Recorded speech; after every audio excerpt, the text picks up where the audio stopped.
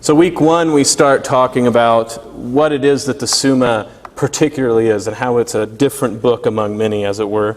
We talk about how when we look at asking questions in a particular way, we're going to keep in mind that how we ask a question and how we answer those questions will usually have different purposes. And so, as I've held up to you before, if you want to hear, so to speak, answers to questions and how Thomas would answer a question, then I'd suggest a different book. Thomas Aquinas' Catechism, talking about the Apostles' Creed and things like this. We were interested in the Summa precisely because the Summa challenges us in a particular way. The Summa is not a beginner's guide in that if you know nothing, you should pick up the Summa first. It's a beginner's guide as a beginning in learning, a training to engage questions in a particular way. So we're looking for understanding and not simply knowledge. So, I tried really hard the first week. That's what we mostly talked about, is the sort of reason you would read the Summa at all as opposed to reading something else. And last week we talked about, basically the very first thing Thomas Aquinas himself talks about, sacred doctrine. What is sacred doctrine? What is the relationship to philosophy and theology? How does Thomas think they go together? And all the attendant questions that comes up with. And in many ways, I almost want to be, wily enough to literally just take you one more question and you guys go, how many, you did the Summa summer course? How many articles did you cover? You're like, well, we went 2 questions in. That would be pretty funny, but I'm going to go ahead and skip a little bit. And we'll deal with a little peppering in the second part and the third part. I know someone found this very fascinating, so I posted again.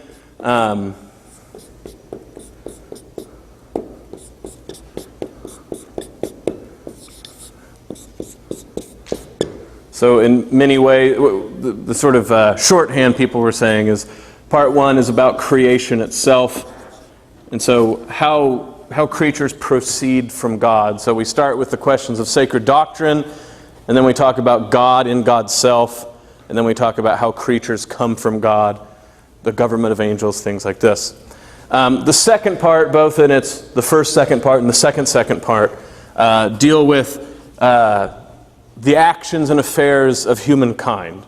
So this is where we get descriptions of the passions. This is where we get descriptions of moral acts. This is where we get descriptions of what particular people are supposed to be like and what they're supposed to do.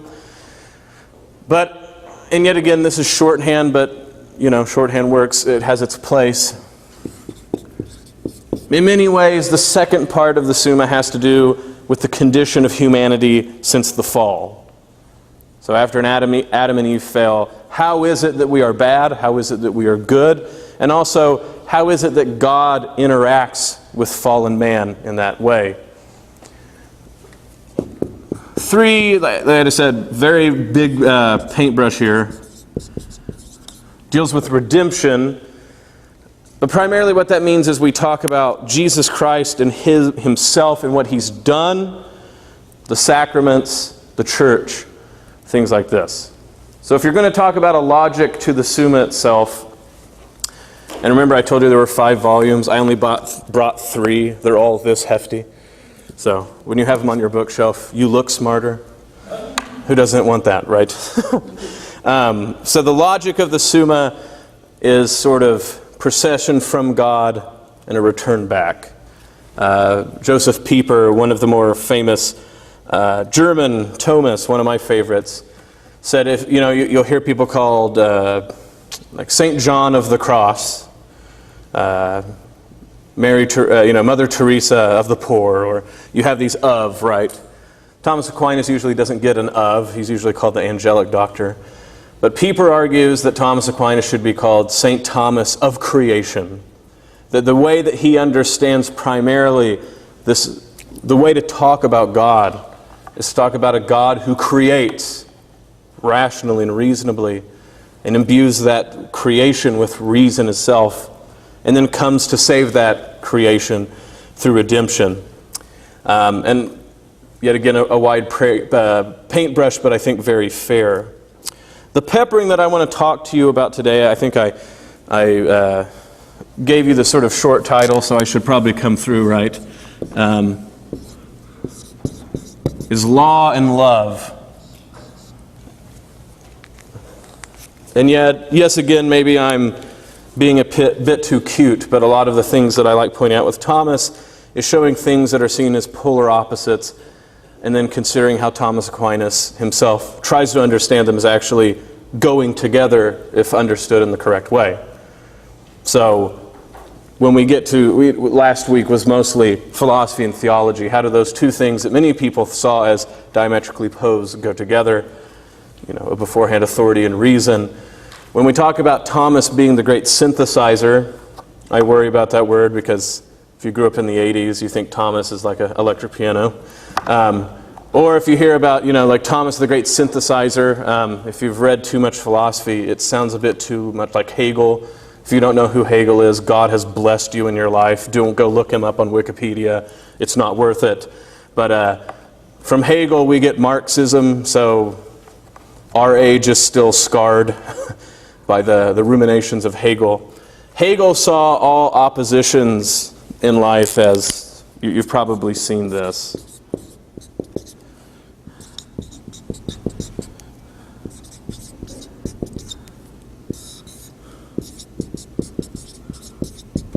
So, sort of the triangle of life instead of the circle of life, like the Lion King.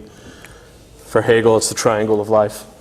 We have a thesis, we have some consideration, some knowledge, some point, some civilization, some action, and then we have its opposite, the antithesis, and they war together until finally some emergent quality comprising the best of the two, the synthesis, comes about.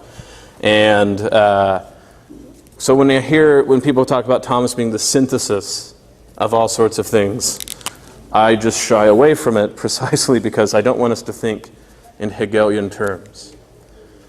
One easy way to think about this, instead of thesis, antithesis, synthesis, is to use one of Thomas's masters, Aristotle, and how Aristotle deals when you have two things that seem diametrically opposed.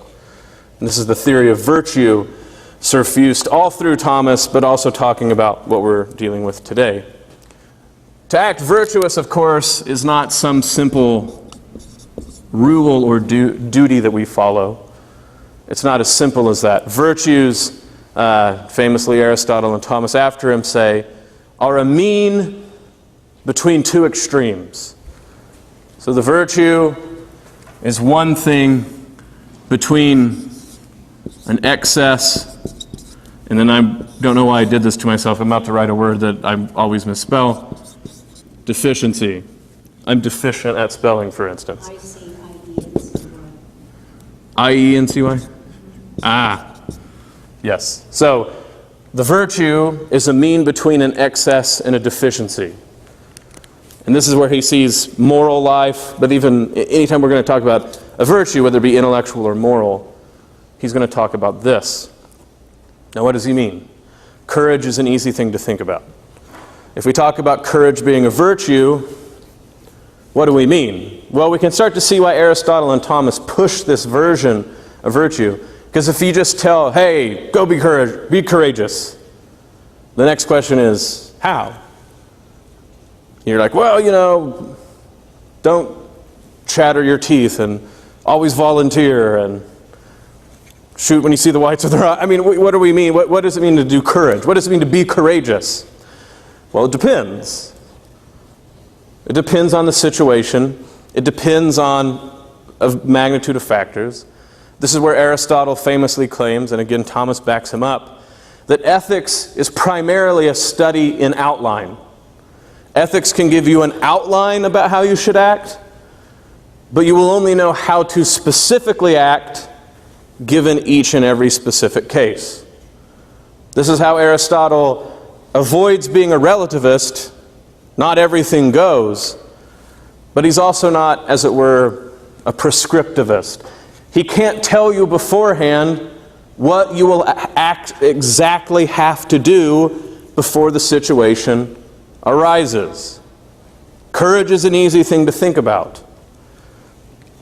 So if courage is the virtue, Well, bravery. Well, what's a deficiency and an excess of bravery?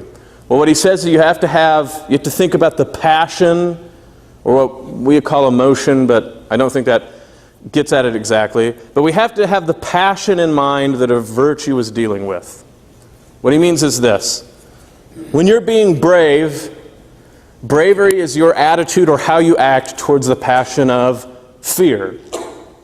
Fear itself is neither good or bad. Fear is something that arises in us quite naturally. If I wanted to be mean, I would just go, boo, really loud, and some of you would go, huh! And it would be silly to tell the people that got startled that they're somehow cowards, right? That's ridiculous. How do we decide the difference between a coward and someone who's brave? It depends on the situation again, right? So if bravery is the virtue dealing with fear, what does it mean to be excessively afraid? And this is where we get cowardice. So what is a coward? Someone who feels, reacts, more than that, reacts to fear excessively. It's ridiculous to act like any soldier going into war doesn't feel fear. That's not the problem. It's how you react to it. The coward acts excessively to fear, and the virtuous or the brave person acts virtuously, in a mean, the correct way. We usually don't think about this. What's a deficiency of fear?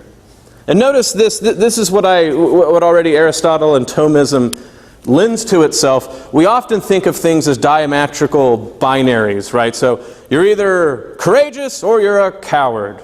You're either this or you're that, right? On down the road. Virtue starts to show, remember all the way at the week one when I talked about truth being an adequation of the mind to its object? And so now it's not a matter of things being true or false. It's how adequate a mind is to a reality, how something is. Here we have something similar with virtue. It's not a light switch. You're not either a coward or brave. It's a mean. But for it to be a mean, that means there has to be something on the other side. We don't usually think of this. What does it mean to be deficiently fearful? Foolhardy or stupid, yes.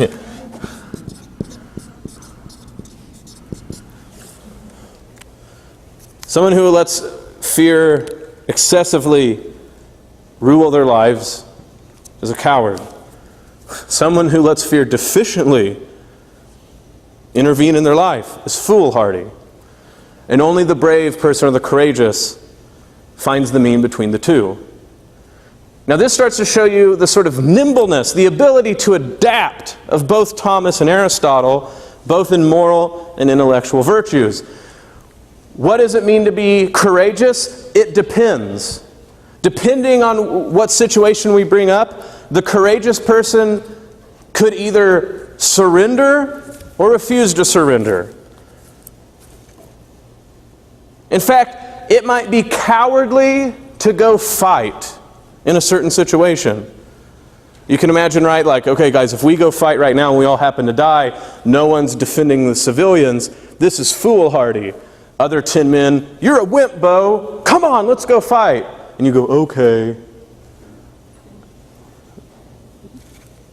You're actually a coward in that situation.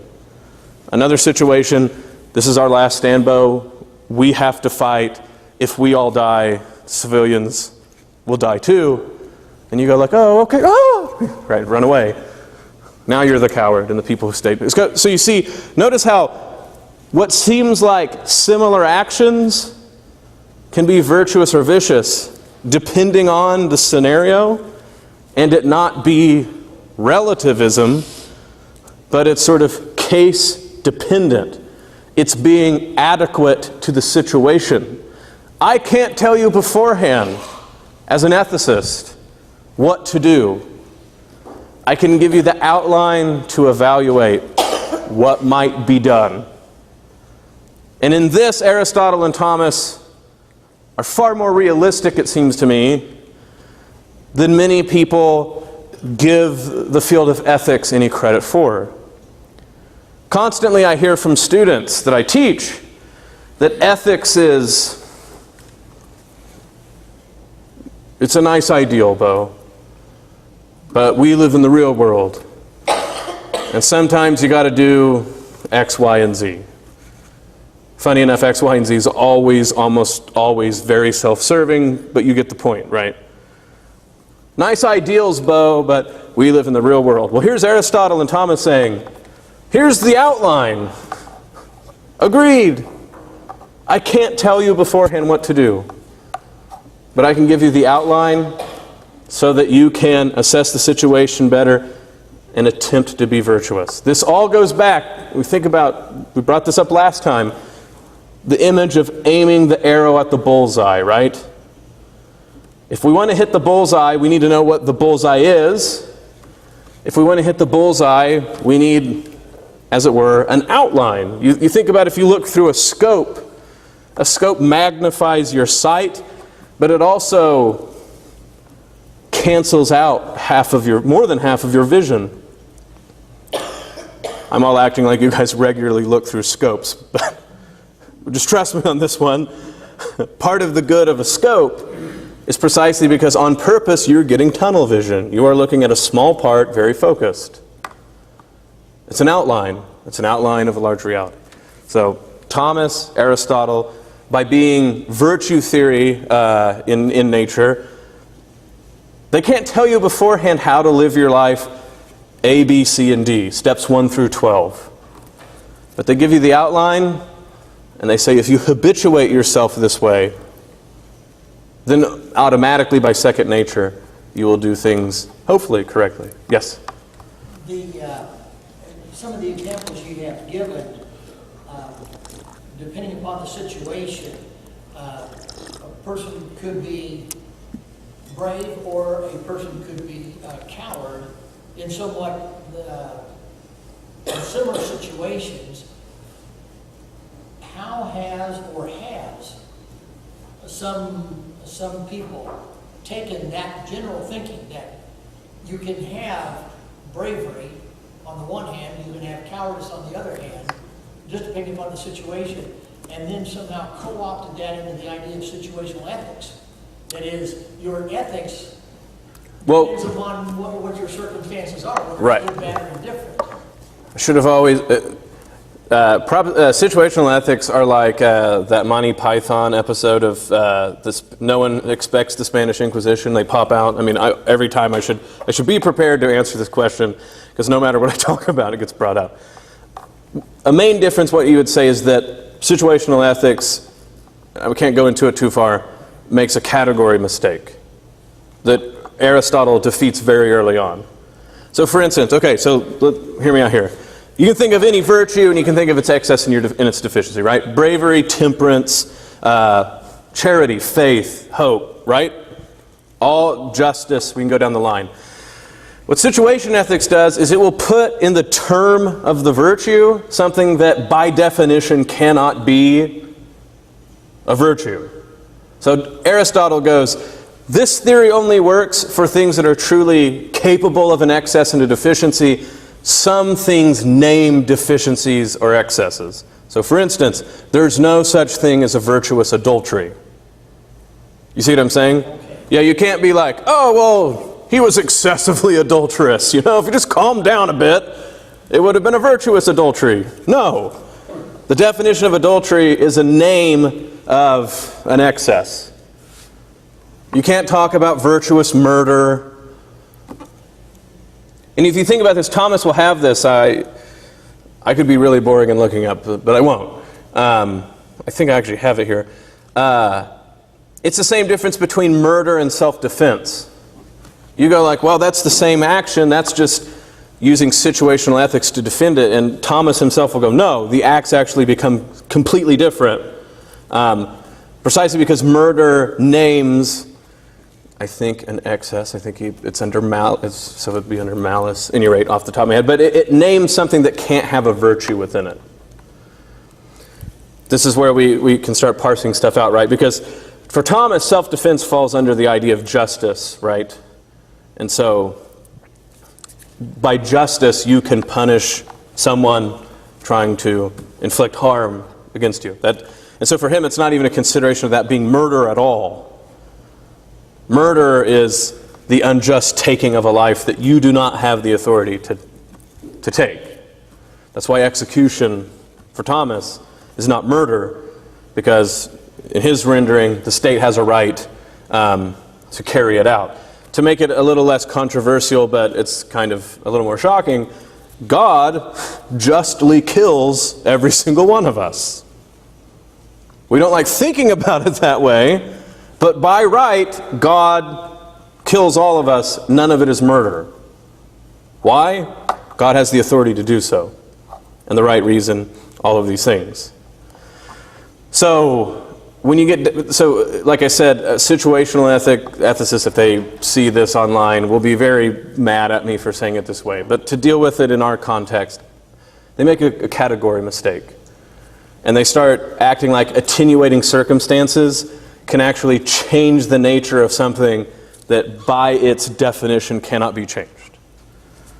So I know what you're saying. Abortion is brought up a lot in this. And then they'll be like, what about tubal ligations and those sort of matters. And they'll bring up double effect and all these things like this. But, and then they'll act like it's just a bunch of wordplay that Catholic ethicists have come up with. And even this is different than saying that there are hard cases that are exceptions that prove the rules. And it's also a difference between saying something that most ethicists won't admit is sometimes there's just tragedies that there's no right answer to. So, the typical bad ones, right? A Nazi tells you choose which child will go to the camp where they will live and which one will go to the camp to be gassed. There's no ethical theory that proves which is the right child to choose. That's just someone being a monster. There's no right answer. And of course, like ethics made on bad situations is bad ethics. Like if all you go do is find like the rare case is always the bad case to make general rules off of. So, yes? Your concept of bravery, I think the idea of retreat fits into that discussion very well. Mm-hmm. Because you can have good reasons and bad reasons for retreat. Yes. So I think that fits your discussion of bravery very well. There can be foolhardy retreats, there can be cowardice retreats, there can be brave retreats. Like you're saying, it depends on what we're talking about. It would be ridiculous to say that what ethics boils down to is to be courageous means always go fight. That's how many a bad country music song starts. And I like country music, but many of them are about people being foolhardy and mistaking it for bravery. Kenny Rogers has a song that I will not sing to you about that, but at any rate. So, actually, good discussion. I bring this up to sort of talk about my worry about talking about Thomas being the great synthesizer. What I would like to say instead is that Thomas is the virtuous person who usually sees the virtue, the mean between an excess and a deficiency. You can excessively understand the role of philosophy versus theology and vice versa.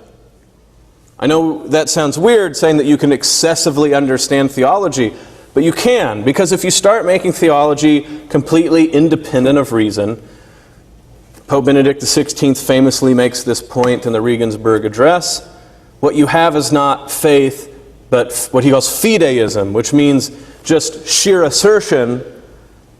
And then you start understanding, how does anybody convert at all? How do we deal with people? How is there apologetics? If all there is the Bible said it, that's it, or only God said it. And then we get into things like the Euthyphro dilemma and all these things, like we can go on and on if we were having a philosophy class.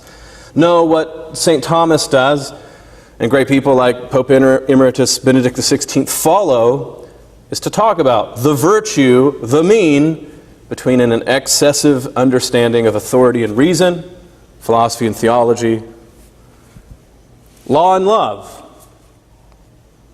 It's really easy to say Christianity is the religion of love and act like that means that it has nothing to do with law at all. Part of this falls again to English, where love, we have one word for it, and it can have all sorts of meanings.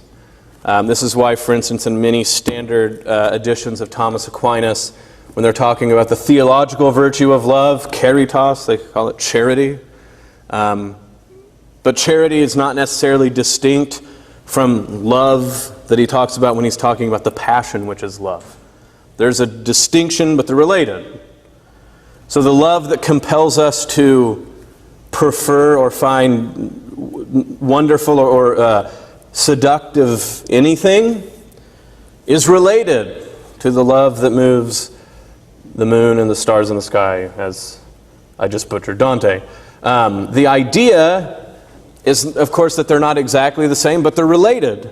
But when we say love and we say God is love, well, we start flattening all of those meanings, and then Christianity becomes the squishy religion. Jesus just wants to give you a hug. And then all of a sudden people are like, where are all these rules at? I thought you said Jesus loved you. You're like, he did. Loved you so much that he died on a cross. I think that means he can give you a few rules of thumb. If you knew a guy who got shot for you, and he's like, by the way, I expect a burrito every Thursday, you would go like, sure, you got shot for me. The least I can do is give you a burrito every Thursday. We'd have no problem with that. But God himself comes among us and dies. And he goes, by the way, I have a few commandments. And we're like, oh, we thought you were a God of love. It's ridiculous. God, people will go, oh, God, some of the stuff he says to do is arbitrary. Less so with Christianity, but the Old Testament. And I'm always like, so? If God saved you so that you didn't burn in hell forever, he could by all rights tell you every Wednesday hula hoop. Every Wednesday hula hoop or you will go to hell. And he would be justified. Now he doesn't. Why? Because God himself, virtuous and rational, is not going to make rules by sheer fiat. Everything that God does has a reason, even if we are incapable of knowing every particular exactitude of it. We can know it in outline. It sounds like ethics. It should. When we understand the faith, we can understand it in outline, but that does not mean that we will understand it in every particular case. Right? It's easy to say, God will give you a cross. And you go, yeah, God's going to give me a cross. That whoever saves his life will lose it. Whoever loses his life will save it. Yes, yes, Jesus. Take up your cross and follow me. Yes, we hear you, Jesus. And we believe that and we know that. And then there's life. And then we go, is this a cross or is this just traffic on Kellogg? Right? Is this a cross or am I making this too hard? Does this mean that God is irrational? No. It's not irrational to say that ethics, when taught, can only be an outline, but that it must be lived in the particular. Same when we talk about learning about God. We can be taught about God in outline. We can come to understand God in outline. To be wise about God is to live with him a bit and combine those things. That only comes through the particular, right? The particular lives of the saints, our particular life, the things we face. So Thomas is not the great synthesizer. Thomas shows the mean between the excess and the deficiency of what is usually causes the problems in Christendom. He doesn't get everything right, but I think he exemplifies the sort of clear-mindedness to try to attain that. That's why he's more than willing to entertain his enemies in the objections. That's why he's more than willing to do those super, sometimes frustrating moves where he goes, such and such can be considered in two ways. And you're like, Thomas, just tell us yes or no. Yes or no can be considered in two ways. No, stop, Thomas, right? He can get frustrating like that. But because he doesn't want to be excessive or deficient. And that takes patience.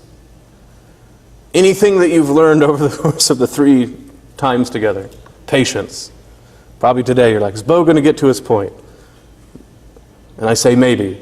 Maybe I will. So law and love. Christianity gets pigeonholed into being the religion of love, the squishy religion.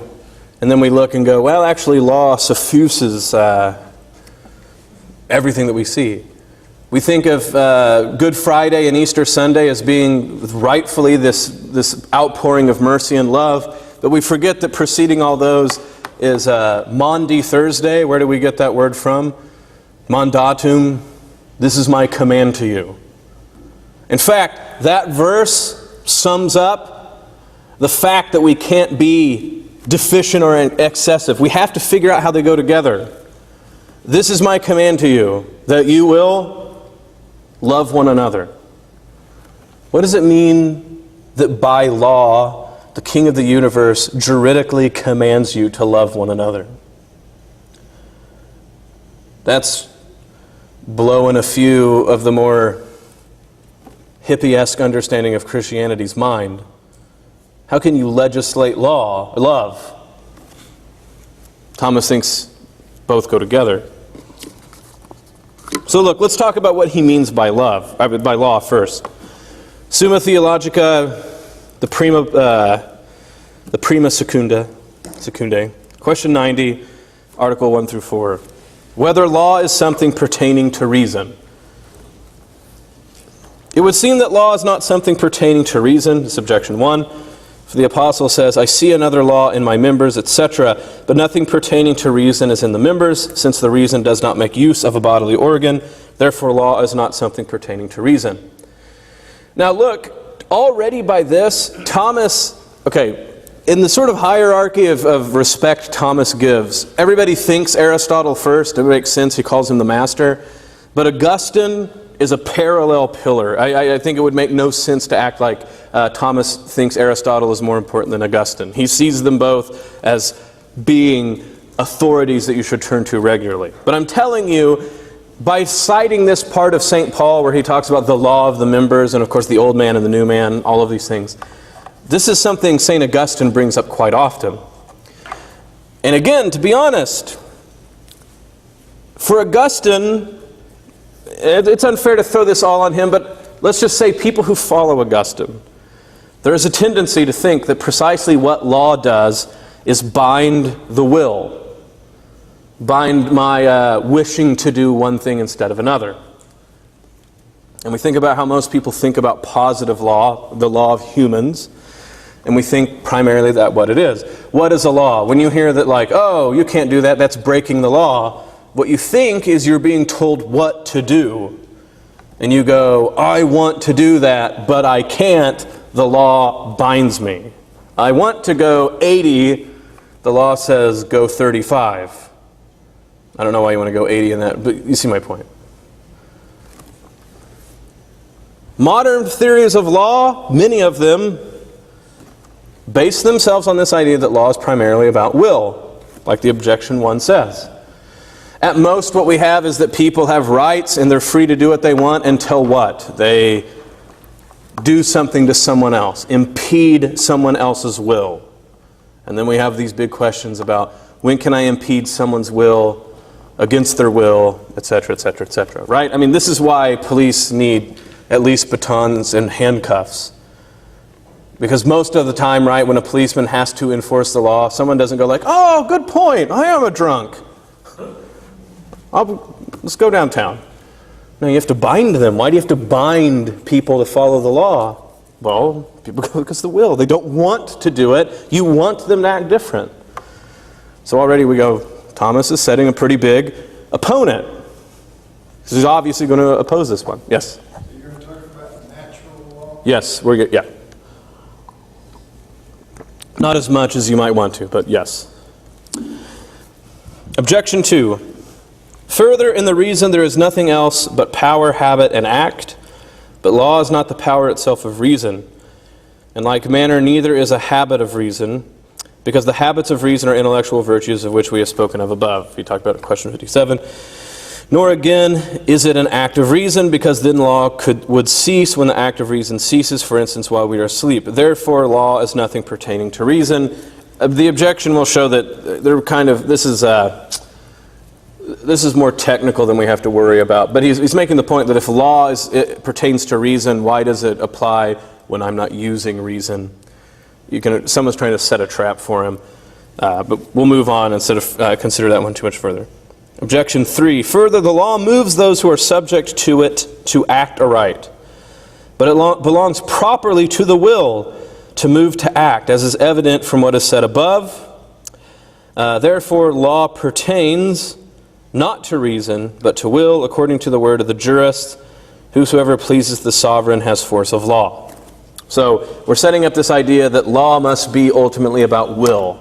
Willpower, binding will, the will. It can't be about reason.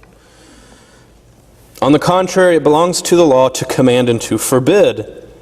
But it belongs to reason to command, therefore law is something pertaining to reason. So here's his answer.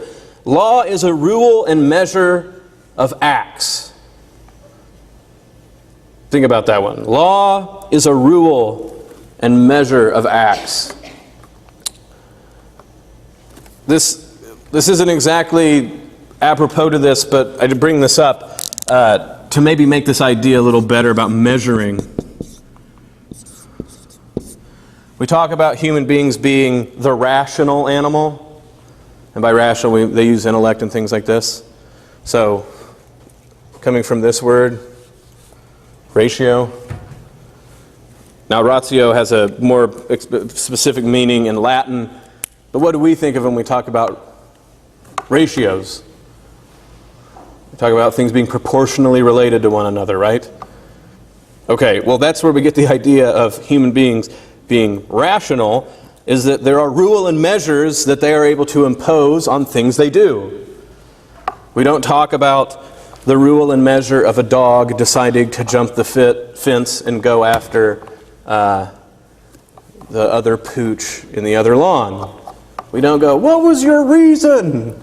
That makes no rational sense. We go, we need to build a higher fence, right? When it comes to dogs, we don't have laws. We have to have better, material things blocking them, or we need to train them better. But really what we're doing is binding their will. We don't teach dogs by going like, hey, think about the rule and measure of your act. We go like, hey, you did an act and a treat appeared magically. So they're like, I'll keep doing it. They don't even do that, but you get my point.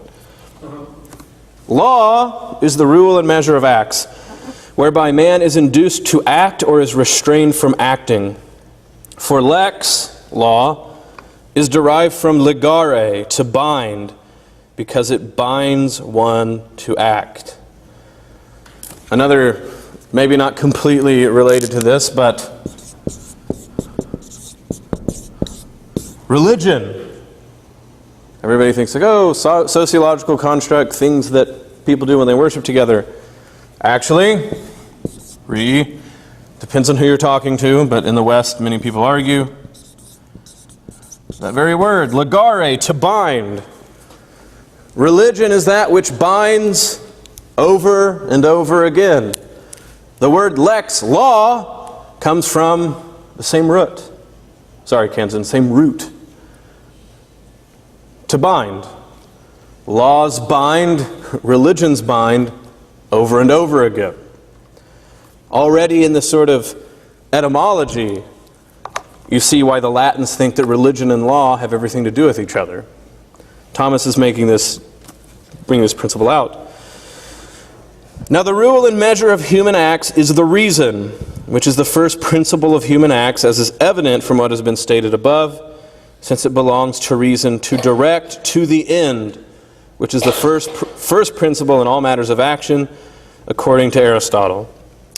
Now that which is the principle in any genus, or any sort of wider concept, is the rule and measure of that genus. For instance, unity is the genus of numbers, and the first movement, the genus of movements, Consequently, it follows that law is something pertaining to reason. The last part, yet again, not to belabor it too much, he's saying anything that fits under a more general description shares the end of that more general description. So, yet again, I don't even want to get into the unity of numbers stuff because that's a little bit more Platonic and Pythagorean that we need to get into. But he's saying, look, anything that pertains to directing to an end, no matter what it is, shares this general feature with reason, to direct to an end. So law, even though it sounds like it's about binding the will, is actually about guiding to an end. And he asks, what can possibly guide to an end but things that are rational? Does that make sense? It's an important point. Law is not simply about punishments. Law is simply not about justice and like getting even. Law is not simply about, like I said, binding through force. Law is primarily about reason because it shares with reason the attempt to guide to an end. Therefore, law has everything to do with reason. This already, like I said, not only goes against any what we would call voluntarist understandings of God, so that what is right is simply because God said it. So if tomorrow God told you, I'm not a trinity, I'm a quadrinity, you must listen, I'm God, I'm meaner than all of you. That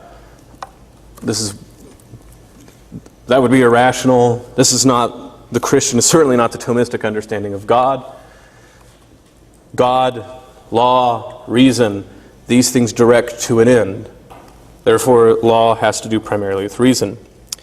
Now, like I said, I don't want to get bogged down into all of these replies to the objections, but this is what you start to see. So he goes, since law is a kind of rule and measure, it may be something in two ways. First, as in that which measures and rules, and since this is proper to reason, it follows that in this way, law is in the reason alone. Secondly, in that which is measured and rule. In this way, law is in all those things that are inclined to be to something by reason of some law, so that any inclination arising from a law may be called a law, not essentially but by participation, as it were, and thus the inclination of members to concupiscence, or away from grace, as it were, is called the law. Well, that's not even right. Self-love is called the law of the members. Now, the big thing to get from here is not to get confused in what he's talking about with St. Paul, but to get at that idea that law, even when we start talking about, let's use that example. When you talk about the law of the body, which is what Paul is bringing up, the law of the fallen man within us.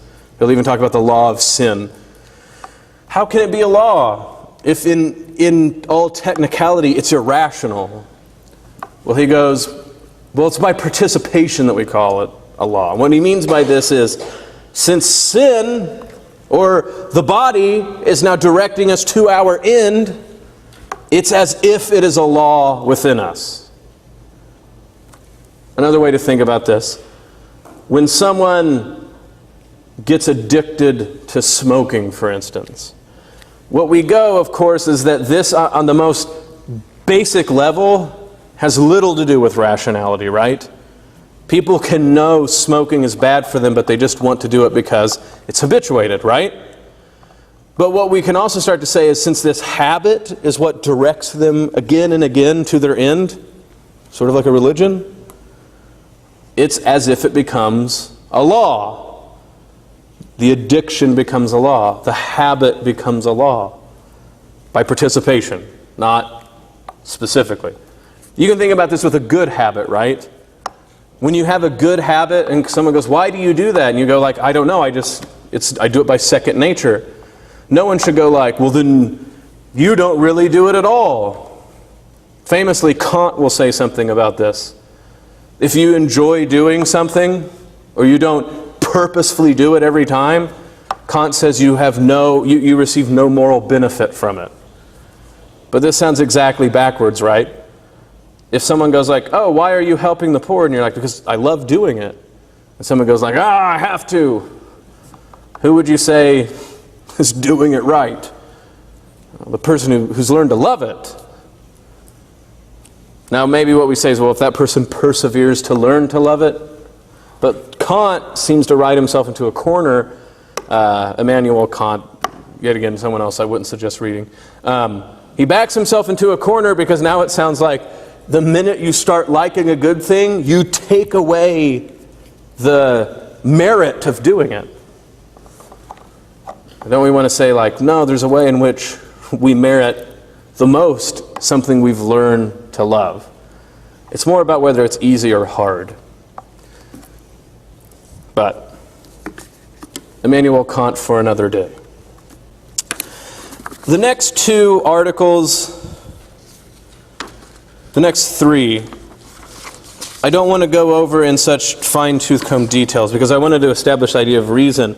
But we start to see what the law needs to look like in order to be a law. So it pertains to reason. It's not simply a matter of binding the will. Then we ask whether the law is something directed to the common good. And again, we might be inclined to think it's exactly the opposite, right? Law is what happens to individuals. When yet again, we're arresting the drunk. We don't have everybody's not shouting out like, "Yay, for the common good! Drive the drunk off." We're like, "Oh, that dude got caught." But even then, what Thomas wants to point out is law belongs to that which is a principle of human acts, rule and measure. And then he goes on to prove that why this is important is precisely for a common way. So law is not simply just a rule between individuals. Law must have as its goal the common good. Same thing when he talks about any person who is competent to make laws. It depends on who you're talking about. Not everyone is capable of doing so. A law, properly speaking, regards first and foremost the order to the common good, and the order anything to common good belongs either to the whole people or to someone who is the vice-regent of the whole people. And so when we talk about who can make a law, well, it either has to be everyone or a representative of everyone. It can't be just any old person. Again, a way to think about this is if you've ever seen, this is a little too autobiographical. My kids are getting into that age where they make up games as they go along. And how well does that work? Well, it just always ends in screaming at each other, right? Because you can't make laws as you go along as individuals. They have to be done for the common good, everyone in mind, by a representative. So either dad needs to make the law, mom needs to make the law, or they have to create it on themselves. The latter never happens, so I end up making a lot of rules for fake games that I didn't know you could play. So, finally though, this one I think is the most intriguing, especially in our day and age. Whether promulgation is essential to a law. Anybody know the number of laws on the books in the United States? Does anybody reasonably have a shot at knowing all the laws pertaining to them in any place, in any city, municipality, in any county, in any state in the United States? Absolutely not, right? And I mean, they're passing laws that we don't even know about, and you go like, well, that's your fault. You should watch C-SPAN all day. But then we can go, no, actually, it gets too difficult to talk about this. But we go, no, if you violated a law that you never knew about being promulgated, you start to see how dicey this all gets. But for Thomas, this is essential. As stated above, a law is imposed on others by way of rule and measure. Now, a rule or measure is imposed by being applied to those who are to be ruled and measured by it. Wherefore, in order that a law obtain the binding force which is proper to a law, it must needs be applied to the men who have to be ruled by it. Such application is made by it being notified to them by promulgation. Wherefore, promulgation is necessary for the law to obtain its force. Thus, from the four preceding articles, the definition of a law may be gathered. It is nothing else than an ordinance of reason for the common good by him who has care of the community and promulgated. That's a law. Ordinance of reason for the common good, made by a proper authority, promulgated to those ruled by it. And you start to go, okay, wow, that would be nice if when people considered making a law, they had all those things in mind. But that's positive human law. This goes to the thread of all laws possible. Every law that you can conceive. So for instance, when you rule yourself, you impose laws on yourself. Guess what you need to be able to do? You have to be able to understand the law, even if for your own rules towards yourself, rationally, for something outside of yourself, promulgated by a proper ruler. And so even if you're imagining your body, right, your proper ruler's up here and not here, burrito, right? No, the brain rules. And it must be promulgated, which means you have to know about it. Think about this in terms of this whole point that I've been trying to make with the summer Summa. What's the point of reading the Summa? Understanding. In a way, promulgating the law to yourself. You have to know it. It has to be promulgated. So law, to be fully a law, to say that you follow a law, must be all four of those things. Here's another thing to think about. God Himself follows this. And now we start to think about what we were talking about yesterday with reason and revelation. Must be an ordinance of reason. Nothing that God commands goes against reason. For the common good, even when God makes special laws, like when He makes a law for the Jews, for the kosher diet that no one else has to follow, guess what? We must interpret it for the common good. The Jews were given the kosher law not for their own sake only, but for all of humanity. A rule of interpretation of even the Old Testament. It must be given by the proper authority. Well, God, yeah, check that one off. Then it must be promulgated. Promulgated. So not only, this is where you get to something like Vatican I talking about faith and reason. Why are they so insistent that human beings, even without revelation, could come to know that God exists? Because if God created a world where you couldn't by reason at least know He exists, in just the existence, then so to speak, He is not promulgating His own law. Why must there be natural law? Bring the subject, like I said, just in a little bit, to flesh this out a little bit. But when we talk about why must there be certain laws written on the hearts of all men? Because otherwise God would not be promulgating His own laws. And then they wouldn't be laws. As weird as that sounds to say, God Himself follows this dictation. Finally, why is there revelation? Like we talked about before. Because even though we could learn many things principally by understanding what God is not, we would only understand those things over a long time with great difficulty and mixed with error. Right? We talked about that last time we met. So what does God do? He promulgates through revelation more succinct variations of the law and revealing stuff that human beings could not come to on their own. Law is not simply punishment. Law is simply not binding of the will. Law is something that God, that religion is the very stuff of. How do we bind ourselves over and over again, ordered to our proper end? Law. This is why there's divine law, or what Thomas will call eternal law. The law God promulgates Himself, suffused throughout all of His creation.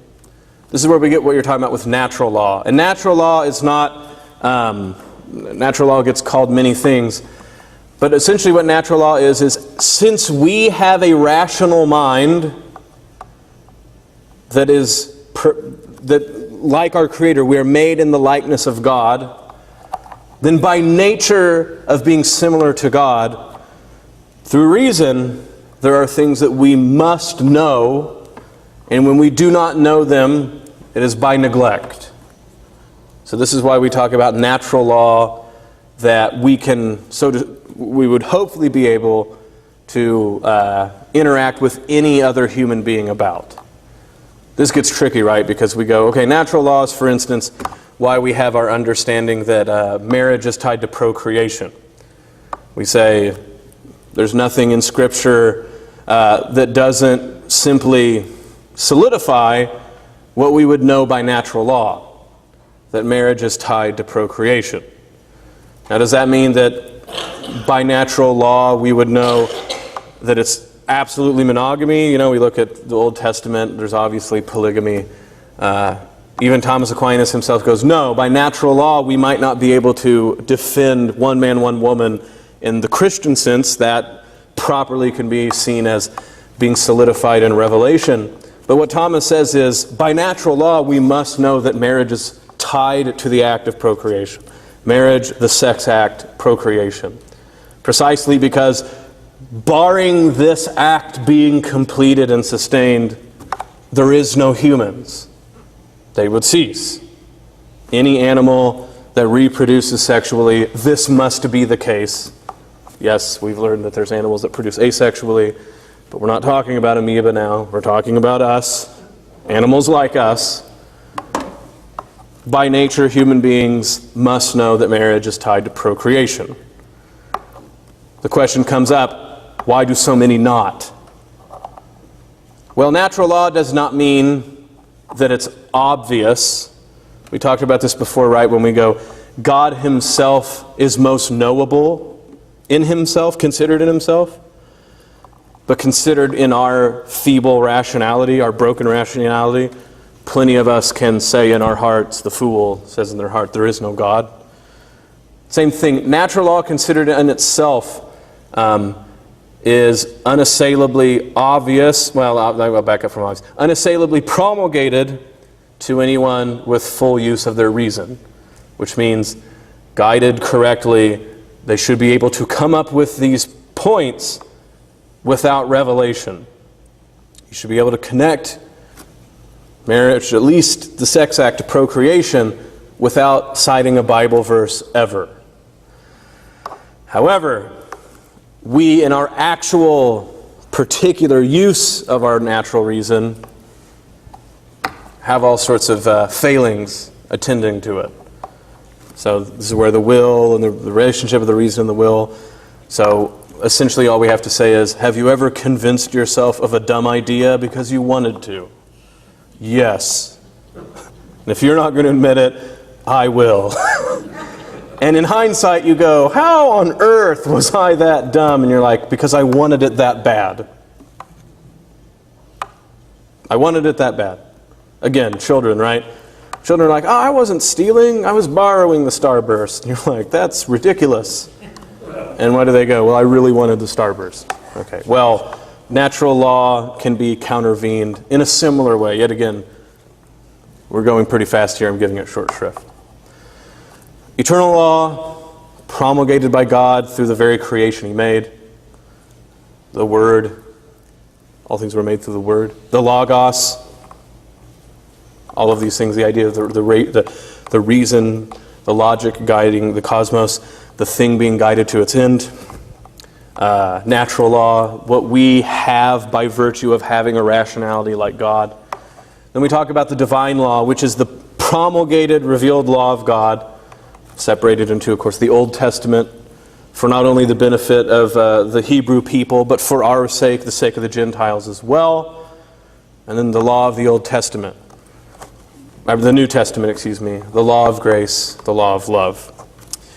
And like I said, today I have to skip over that a bit. Now, so I talked about law, and before I connect it with love, let's skip over talking about love here for a little bit, more properly charity. This is in the Summa Theologia, the Secunda Secunda, the second part of the second part, question 23, article 1. Now when we think, okay, we're going to talk about charity, Faith, hope, and charity, right? We're going to think about the big old understanding of God, right? Of God is love, right? We're going to talk about charity.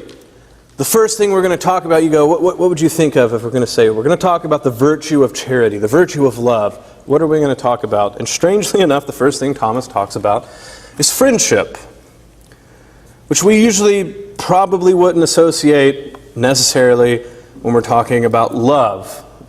Probably because we're usually a bit amorphous by what we mean by love. Like I said, in English language, love covers all sorts of things we mean by love. Affection, seduction, God himself. Thomas is taking an Aristotelian tact on this first. So he's connecting what Aristotle makes a big understanding about friendship, and he's saying charity, first of all, is friendship. And again, maybe the English doesn't do this justice, because friendship sounds like a simple word to us. We need to keep in mind that for Aristotle, there's three types of friendships. Friendships of what he would call use, of pleasure, and what he would call virtuous friendships. Friendships of use, he's not saying they're necessarily bad, they're just necessarily shallow. We share a mutual interest with someone, and we use each other, not necessarily abuse, but use each other until that usefulness goes away. In the most basic sense, most student-teacher relationships are friendships of use, right? Students need to use the professor's knowledge. Teachers need to use students' money. But also, other things as well. Their camaraderie, their participation, etc. Friendships of pleasure are friendships that we have because we enjoy being around the person. I always think of this one. There's always that one friend that you had in like high school or college that you don't trust with anything, and there's no way you would ever let them babysit your kid, but gee whiz, they were great to have around. JT, if he ever watches. I would never let my friend JT watch my kids if it was an emergency. but when the age was right, JT was the best person to have at the party, bar none. Something crazy was going to happen. It was going to be enjoyable. Friendships of pleasure, right? And then when the pleasure ends, so does the friendship end. And Aristotle says friendships of pleasure are most often had with the young. Friendship of use, actually you see it happen more in the elderly. As we come to get older, we understand our friends and our acquaintances for how we interdepend on each other. And Aristotle doesn't think either of these are by nature evil. It's not wrong to have a friendly relationship with the clerk at the local diner. But it's also just realistic to admit that you're not going to be like, hey, my mom just died. And the clerk's like, oh, that's sad. So you're coming to the funeral, right? What's your whole name? Right? So that's fine. Friendship of use, friendship of pleasure. But then we have virtuous friendships, which he talks about. Virtuous friendships are precisely the friendships we have that we push each other forward towards virtue. And to cut this short, he says, for virtue friendships to occur, there must be some sort of equity. And this is where already Thomas, even among the Aristotelians in his like people who've read Aristotle, are already going to be like, whoa, charity is friendship? Because we're not equal to God. Aristotle famously says it is unlikely that people of unequal stature could ever be virtuous friends. The only hope would be if they were close enough that one could pull the other towards them. And then maybe you could talk about an actual virtuous friendship. So already Thomas is playing fast and loose with what people are, ready to hear about this. So I know I told you not to do this, but we're running out of time, so I'm going to skip straight to the I answer. According to the philosopher, not every love has the character of friendship, but that love which is together with benevolence, when to wit we love someone so as to wish good to him. If, however, we do not wish good to what we love, but wish its good for ourselves, Thus we are said to love wine or a horse or the like. Thomas evidently likes wine and horses. It is not love of friendship, but a kind of concupiscence. And again, what he means by this is a love directed back at ourselves, not necessarily sinful in itself, but predisposes us to that. For it would be absurd to speak of having friendship for wine or for a horse. And I think Tom is saying that, and I'm like, I've actually heard people like kind of regard wine and their pets as friends, but he's right, but people are confused, yes. Yet neither does well-wishing suffice for friendship, for a certain mutual love is requisite, since friendship is between friend, and this well-wishing is founded on some kind of communication. And just in that sentence, to me, I hear pouring through it a very medieval concern about spiritual friendship. Something that we have very much lacked in promulgating to everybody else.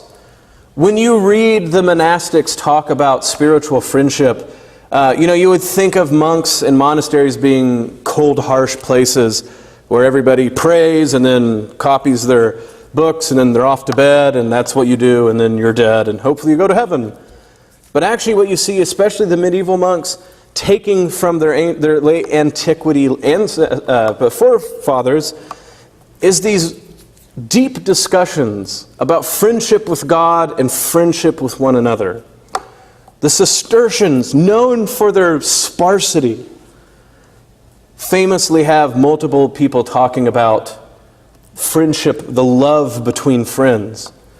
Bernard of Clairvaux, who is one of the strictest people in the Middle Ages, writes primarily his sermons on the Song of Songs, which are just beautiful ruminations about this stirring poem towards love. He just talks about it again and again and again. One of his longest works.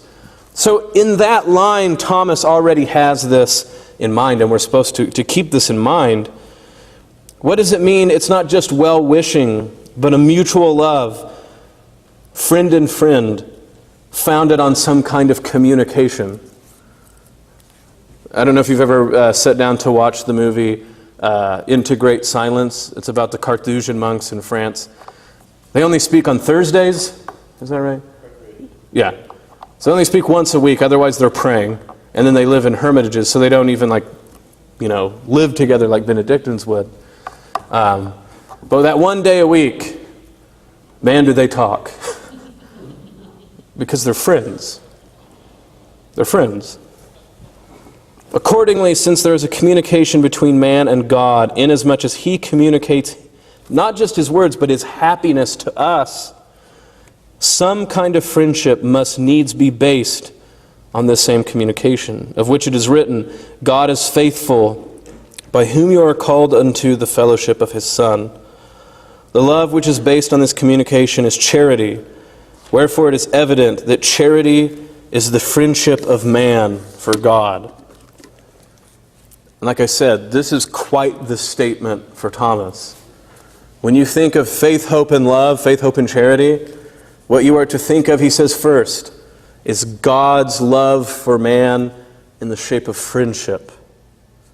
And then we think of the great commandment Jesus says, I call you not servants, but friends, because a servant does not know what his master is about. And we level that off too much. We go like, oh, Jesus is friendly. How nice. And you go, no, this is someone who they've called master and groveled at the whole time and don't know, understand. And Jesus, can you just explain it again? We don't get it. And what does Jesus say? I call you friends because a servant doesn't know what his master does. I give you this command, this law, this mandatum. Love one another as I have loved you. No squishiness here. A profound statement. Charity is God meaning to be friends with humankind. Okay, I'm going to skip over the next one I have listed, that charity is caused to us by infusion. Basically, what this just means is something you probably already know, that this is nothing that we do on our part, nothing we could do, brings about this charity, this friendship. This is God's movement with the Holy Spirit towards us. But where do we get law and love combining? Well, there's many ways. I'm going to bring up at least one, and if I have time, I'll bring up two. The first is merit. Merit, the great word that still rankles ecumenical discussion today. Protestants largely do not like hearing Catholics talk about merit, because it precisely sounds like we can earn our salvation. What does it mean that we can merit anything from God? To me, this is a way to consider how law and love, as we've been speaking about it, go together. So this is back actually in the Prima Secundae, question 114, Article 2 through 4. Whether anyone without grace can merit eternal life. And so we're going to get in this answer, of course, yet again, I have to blow through this. But basically, he says, look, let's consider Adam and Eve. Adam and Eve didn't merit eternal life because you can't merit something that you do not have the natural capacity for. So even in the state of justice, Adam and Eve, even before they sinned, did not merit eternal life. It's speculation about what would have happened if they never sinned, but it would have been just as likely and just of God to let Adam and Eve lead a full natural life in devotion to Him, but not enjoy eternal life. That still would have had to be a supernatural grace God would give. So much more now, basically, Thomas points out, that we have fallen and we have fallen into sin.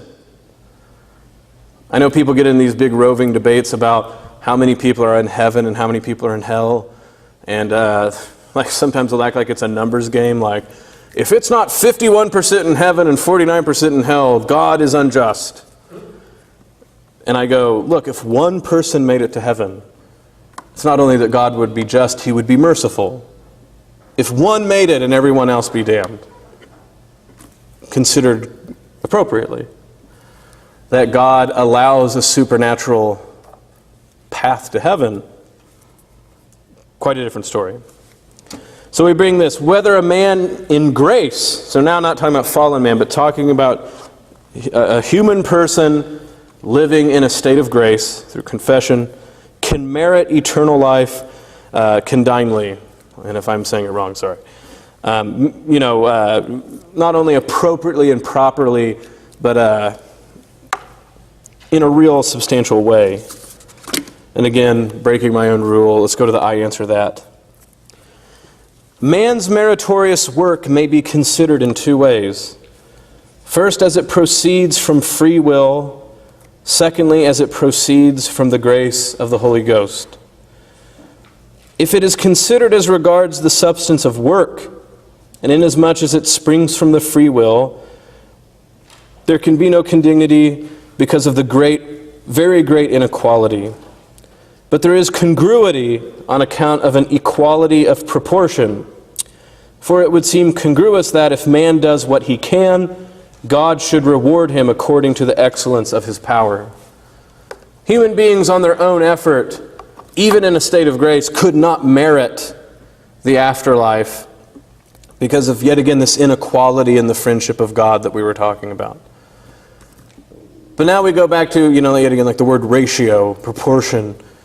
There's a proportionality between the free will that directs itself at least towards God and God's directing itself toward reaching out for humanity. The human will cannot direct itself to the beatific vision. It does not have, so to speak, the strength. It does not have the merit. It cannot do this on its own. But proportionally, as it were, it can be it is congruous with that act. So God would reward him according to the excellence of his power, that following the law of love, choosing, so to speak, the right end that we are incapable of reaching on our own, that if we make the correct step towards God in a state of grace, God would bring us to that end which we desire but cannot reach ourselves. But then he goes further than this. If, however, we speak of a meritorious work, inasmuch as it proceeds from the grace of the Holy Ghost, moving us to life everlasting, it is meritorious of life everlasting condignly. For thus the value of its merits depend upon the power of the Holy Ghost, moving us to life everlasting, according to John 4:14, shall become in him a fount of water springing up into life everlasting. And the worth of the work depends on the dignity of grace, whereby a man, being made a partaker of the divine nature, is adopted as a son of God, to whom the inheritance is due by right of adoption, according to Romans 8:17. If sons, heirs also. And the next question that I bring up, one more time brings up with the idea of how this condign merit works precisely with love. And yet again, it talks about that there's two causes to this, the free will, but also divine ordination, and how those work in league together. Yet again, like I said, here at the end, where we're running out of time, what I try to show here is that law and love do not act in contradiction. In a state of grace, if we follow the law of love, we orient ourselves in proportion to our capacity towards God. And God answers that movement by the grace of the Holy Spirit bringing to fulfillment what we try to follow by reason, by law. When I had a point there and I let it slip away. This is what we mean by talking about the way that human beings merit anything. They don't merit anything on their own. They merit them together in league with the action of the Holy Spirit all in one. Right, this is what I was thinking of. So when Jesus says, "If you love me, follow my commandments," he's not saying it as, that should sound ridiculous if law and love actually have nothing to do with each other. If you love me, follow my commandments. All of these things that he brings up, this is my command to you, love one another. When we get to this, John and Thomas Aquinas loved commenting on John. This is precisely where we start to see the law inherent, the law interwoven in the understanding of love that Thomas Aquinas has. It does not make sense to talk about them as paradoxically related, as opposed, but joined in the most profound way.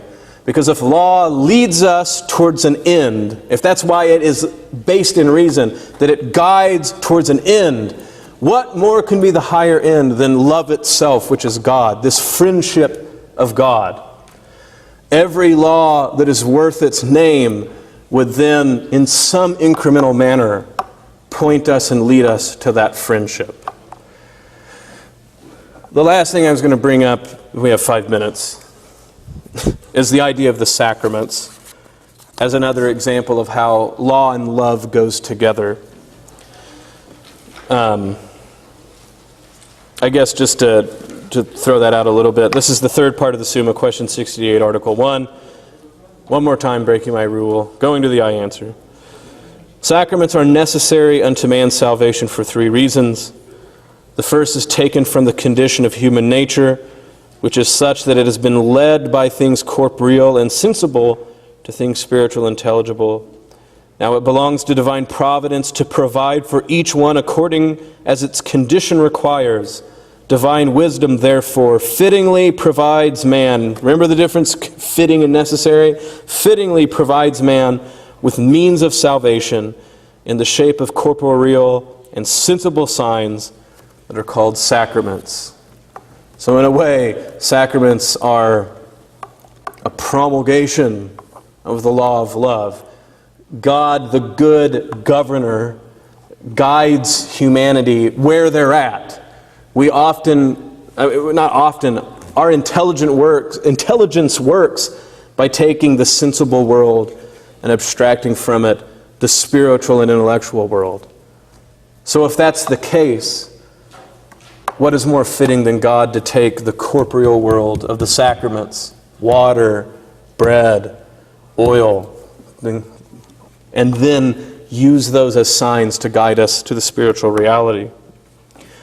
The second reason is taken from the state of man who in sinning subjected himself by his affectations to corporal things. So when we fell away from God, it's because instead of choosing that high friendship with God, we chose the corporeal things that were closer and easier.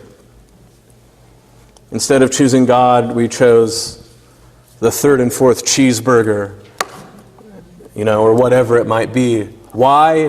Because it was closer and easier to come by. Therefore, the healing remedy should be given to humanity so as to reach the part affected by the disease. Consequently, it was fitting that God should provide man with a spiritual medicine by means of certain corporeal signs. For if man were offered spiritual things without a veil, his mind being taken up with the material world would be unable to imply itself to them. If we were given grace without the veil of the corporeal, we would not be fitted to follow it towards our highest end. And notice that this is not just the case with the sacraments, but with the incarnation itself. Why did Jesus become man? Not only to take up what was lost in us, but because we would not approach him if not that Jesus came to us in our corporeality. And finally, the third reason is taken from the fact that man is prone to direct his activity chiefly towards material things, lest therefore it should be too hard for man to be drawn away entirely from bodily actions. Bodily exercise was offered to him in the sacraments, by which he might be trained to avoid superstitious practices consisted in the worship of demons and all manner of harmful actions consisting in sinful deeds.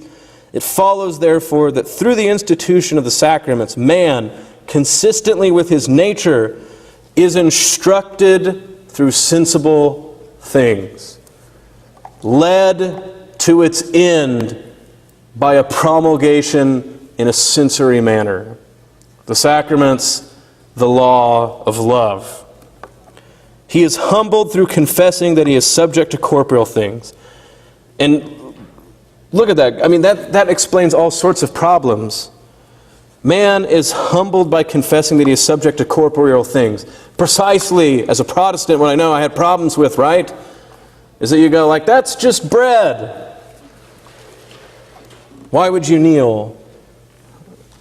We need to be humbled by the corporeality of the sacraments. Seeing that he receives assistance through them, he's humbled, and he is even preserved from bodily hurt by the healthy exercises of the sacraments. So yet again, through merit, we see how law and love interacts. But in the most profound way, we see how law and love are there's an excess and a deficiency to regard them as separate, but a virtue in seeing them as combined in a true way. And like I said, as a parting shot more than an actual articulated argument, let me just suggest to you that the sacraments are this sure sign that the law of God and the love of God go together and are not opposed. It's 8:30. You've had 3 hour-and-a-half long meetings with Bo, and most of you came to all of them. So unfortunately, I think you deserve a reward, but they're not giving it. So, pat yourself on the back. No, is there any questions over tonight or the whole entirety of the big show? Yes? Just a quick question. Is Martin Luther perishing in hell? Are you asking me that while the microphone is on? Look, the official word from the church is that we don't get into making declarations about who is in hell or not. If you're asking me, do I think Bo Bonner, Martin Luther did particular things that qualify as grave sins? Yes. No, what I was hoping you would go to, why did he have such difficulty with Aquinas? Well, the charitable read would be there were plenty of abuses among the Thomists. The not charitable read is he just was not a good theologian I think, yet again, this is all way too quick to throw it out. I think he was very influenced by the nominalism of late medieval Catholicism, but he was even bad at it. And he makes some very fundamental mistakes about how grace and law go together in the free will. And I think that, scholars better than I could sort of parse this out. But the charitable read is what starts it out, is there's bad Thomists. Second